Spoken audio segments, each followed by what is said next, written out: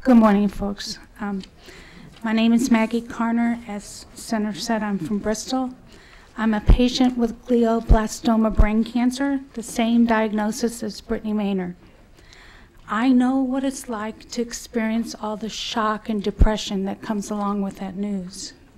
The difference is that I want to fight this disease for myself and possibly for others. To this day, my doctor will not give me a timeline for my survival because we all know that medical opinions can be wrong, leading to people who give up on their treatment and causing them to lose good years ahead of them. I've decided instead to participate in a new clinical trial at Yale, hoping to find a cure for glioblastoma, if not for me, maybe for someone who will follow me.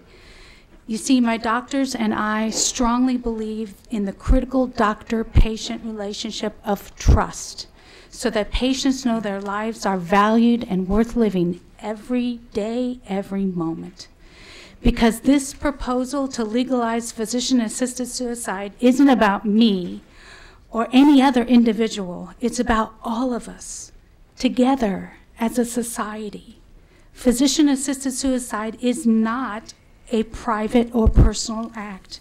It involves much more than just the patient. It includes doctors and pharmacists, and most of all, the state, which we hold to protect and safeguard the most vulnerable. I believe that we're better than that. Instead, let's put our best Connecticut minds toward developing great pain management techniques, early and easily accessible palliative and hospice care.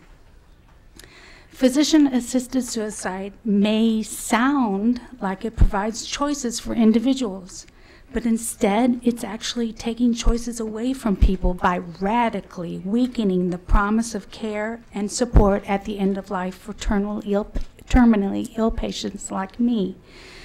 Current laws against assisted suicide are already in place to protect the weakest among us, and we need those safeguards. Look, we all know that escalating healthcare costs and a growing elderly population has left us all searching for alternatives to expensive long-term medical care. But when health insurance coverage is in flux for millions, discussions of legalizing doctor-assisted suicide seem very ill-timed, and to me, downright scary. There's simply no way to experiment with suicide and craft loophole-free safeguards that protect everybody, especially the most vulnerable, people with disabilities, the elderly, and those with mental illness. Yes, so I have terminal brain cancer, and frankly, I'm not looking forward to how my disease will progress. But if we endorse patient suicide as our statewide policy for dealing with pain and the financial burdens at the end of life, we're going to embrace a whole new ethic that confuses compassionate medical care with a prescription for death. This is a very personal fight for me.